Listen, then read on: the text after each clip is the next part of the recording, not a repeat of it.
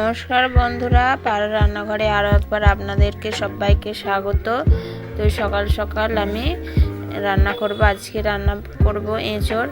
তো চলুন এঁচড়টা রান্না করব। আর এঁচড় তো আপনারা অনেকভাবে রান্না করে খেয়েছেন, আজ আমি নিরামিষ এঁচড় বানাবো।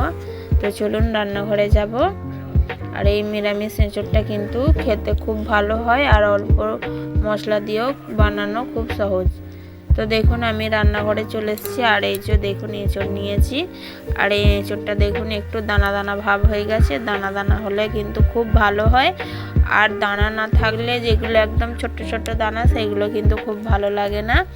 একটু দানা দানা হলে এটা এঁচড় খেতে কিন্তু খুব ভালো আর খুব সুন্দর হয় তরকারিটা, স্বাদটাও ভালো। আর এই দেখুন এঁচড়টা একদম টাটকা কেটে নিয়ে এসছে। এটা হচ্ছে 500 ওজন হবে। দেখুন এখনো আঠা বেরোচ্ছে, আর এঁচড়ে খুব আঠা। তো এঁচড়টা কেটে নেব। প্রথমে হাতে তেল মাখবো। আপনারাও কিন্তু হাতে প্রথমে সর্ষের তেল মাখবেন, ভালো করে সর্ষের তেল মাখবেন। আর না হলে কিন্তু হাতে যে আঠা লাগবে, আঠাটা আর ছাড়ানো যাবে না।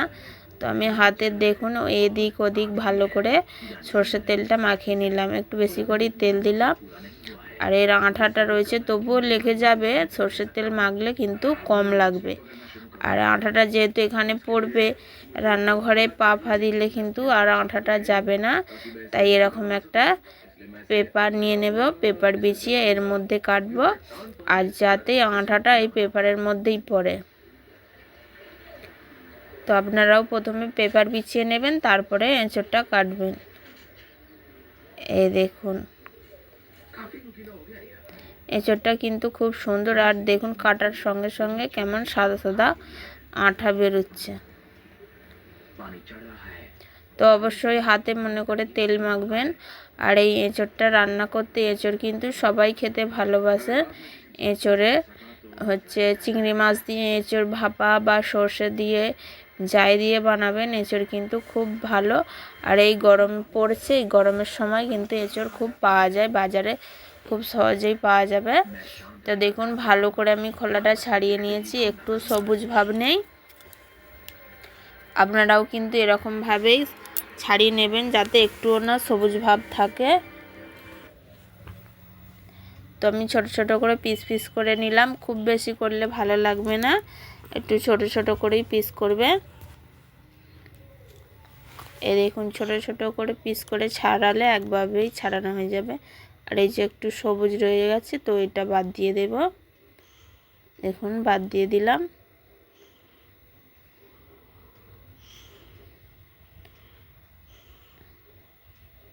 এই দেখুন আপনাদেরকে দেখালাম পিসটা এরকমভাবেই করেছি, এর থেকে ছোট করব। আর এই দেখুন হাতে যে আঠা লেগে যাচ্ছে, এই আঠাটা কি করবেন, এই যে দেখুন এঁচড়ের পিছনে এই যে কাঁটা কাঁটা ভাব রয়েছে, এতে দিলেই কিন্তু আঠাটা ছেড়ে যাবে। তো আমি এঁচড়টা কেটে নেব। এই দেখুন অনেকটা এঁচড় ছিল, সবটা কাটেনি, অল্প কেটেছি। এই দেখুন অর্ধেকটা কেটেছি, তাতেই আমার অনেকগুলো হয়ে গেছে। এবার আলু দেব। এঁচড়ে কিন্তু অবশ্যই আলু দেবেন।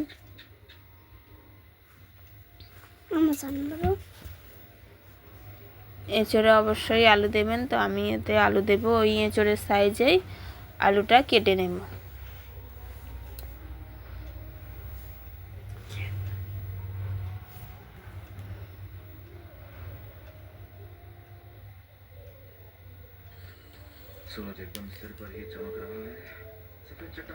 তো দেখুন আমি এঁচড়ের সাইজে এই যে আলুগুলো কেটে নিলাম।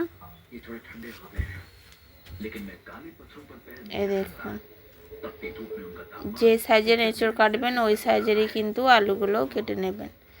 চাইলে ওর থেকে বড় কাটতে পারেন, আমি ওই সাইজেরই কেটে নিলাম। তো দেখুন এঁচড়গুলো কাটা হয়ে গেছে, এবার ধুয়ে পরিষ্কার করে নেব।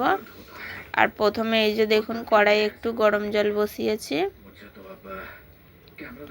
এই জলের মধ্যে হলুদ দেব। হলুদ আর লবণ দিয়ে ভালো করে এঁচড়টা আগে সিদ্ধ করে নেব। সিদ্ধ করে এঁচড়ের জলটা ফেলে দেব।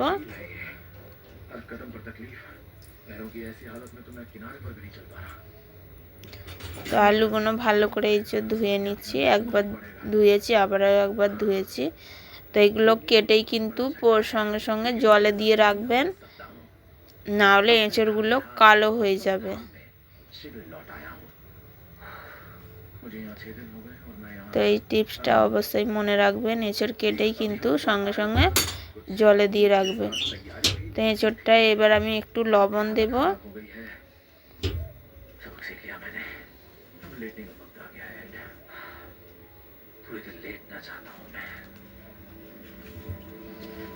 একটু লবণ দিলাম, অবশ্যই লবণ দেবেন। তো লবণ দিয়ে এঁচড়টা আমি ভালো করে সিদ্ধ করে নেব, ওই 80% মধ্যে সিদ্ধ করব, একদম পুরো সিদ্ধ করব না। আর ওইখানে সিদ্ধ হচ্ছে, তো তার আগে দেখুন আমি মশলা বেক করে নেব। আদা ছাড়ানো আদা আর অল্প জিরে,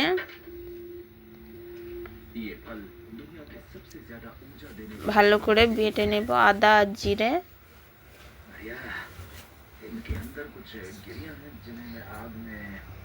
যেহেতু নিরামিষ বানাবো, এতে কিন্তু আমি পেঁয়াজ রসুন দেব না।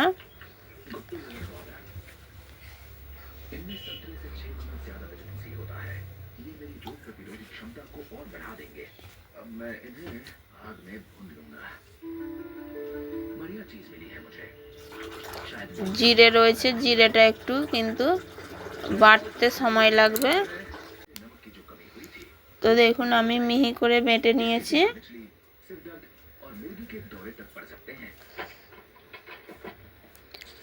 এটা শিলের মধ্যেই রেখে দেবো। আর এইদিকে আমার কিন্তু এই দেখুন আলু আর এই যে এঁচড় সিদ্ধ হয়ে গেছে, ঢেলে নেব।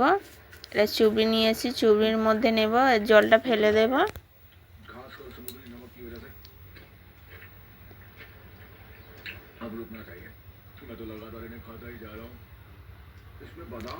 কড়াটা পরিষ্কার করে নিয়েছি, এবার তেল দেবো। আমি রান্নাটা সাদা তেলে বানাবো আজকে।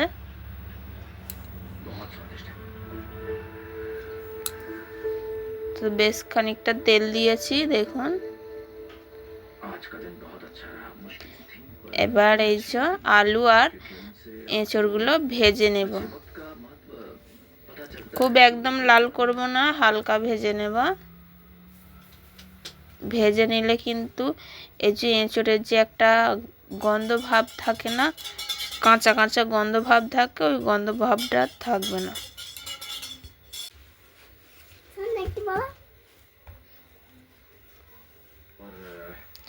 দেখুন ভেজে নিয়েছি, এবার তুলে নেব।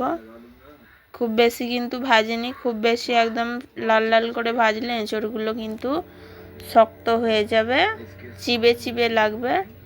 তো ওইগুলো ভেজে তুলে নিয়েছি। এবার কড়াইয়ের মধ্যে মশলা ভেজে নেব। দেখুন দারচিনি, 4টে এলাচ, 4টে লবঙ্গ আর জিরে, ধনে আর একদম অল্প, একদম ছোট্ট, একদম টেবিল চামচের ছোট্ট চামচের হাফ চামচ সর্ষে। তো এই মশলাটা ভেজে নেব। এই মশলাটাই হচ্ছে নিরামিষ তরকারির মেন মশলা, এটা দিলেই আর কিছু লাগবে না। এটা ভাজা হয়ে গেছে দেখুন, এবার তুলে নেব।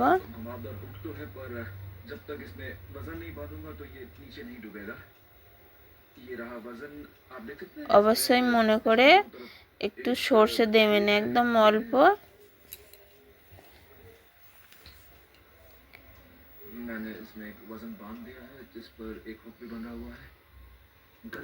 আবারও তেল দিলাম, 2 চামচের মতো তেল দিলাম। দেব 5 ফোড়ন দিলাম,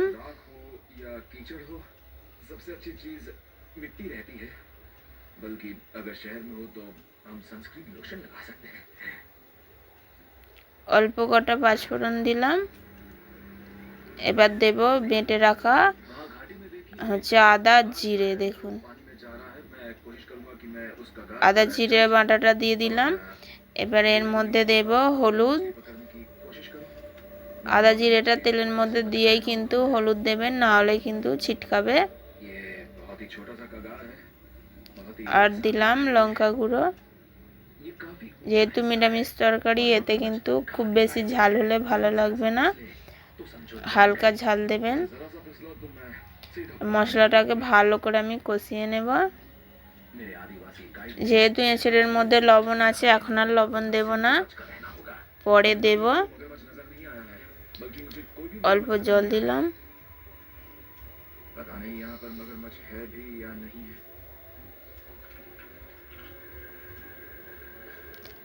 অল্প জল দিয়ে দেখুন মশলাটা কষে নিচ্ছি।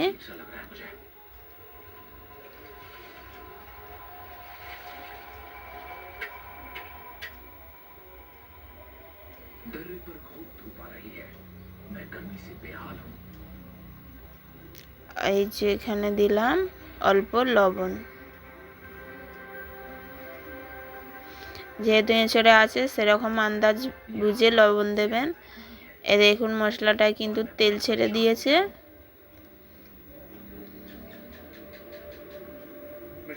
এবার এঁচড়টা দিয়ে দেব।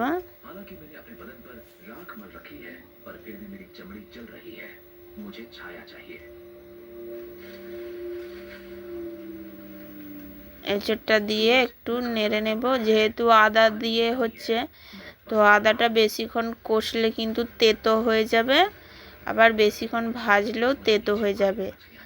তাই সেরকম বুঝে অল্প ভাজবেন, 1-1.5 মিনিট মতো ভাজবেন, আর 1-1.5 মিনিট মতো কষিয়ে জল দিয়ে দেবেন। নাহলে কিন্তু আদাটা পুড়ে যেয়ে তেতো হয়ে যাবে। 1.5 গ্লাস মতো জল দিলাম, আর একটু জল লাগবে, আরও 1/2 গ্লাস জল দিলাম। ছোট গ্লাসটা 2 গ্লাস মতো জল দিলাম। যেহেতু খুব ঝোল রাখবো না, একটু গ্রেভি গ্রেভি বানাবো, তো আপনারা যদি ঝোল রাখেন আর একটু জল দেবেন, আর না ঝোল খেলে কিন্তু এরকম একটু গ্রেভি গ্রেভি ভাব করবেন। ওটা ফুটছে, এদিকে আমি ভেজে রাখা মশলাটা বেটে নেব।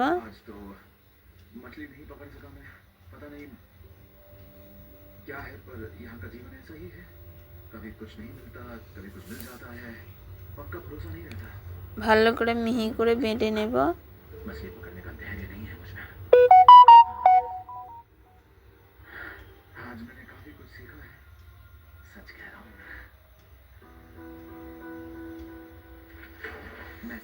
দারচিনিটা ভাজতে কিন্তু বাটতে কিন্তু একটু সময় লাগে। তো দেখুন বেটে নিয়েছি, এবার তুলে নেব।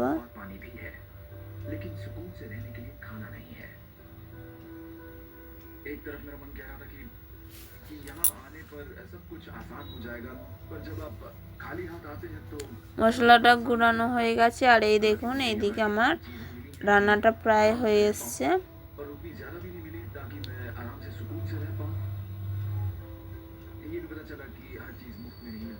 এবার ভেজে রাখা মশলাটা অল্প দেব, সবটা দেব না।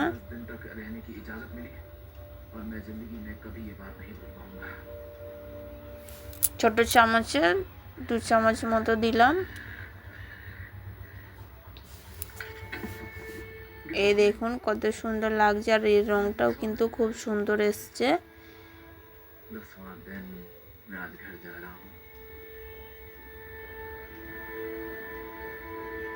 তো এটা হয়ে গেছে, এবার নামিয়ে নেব।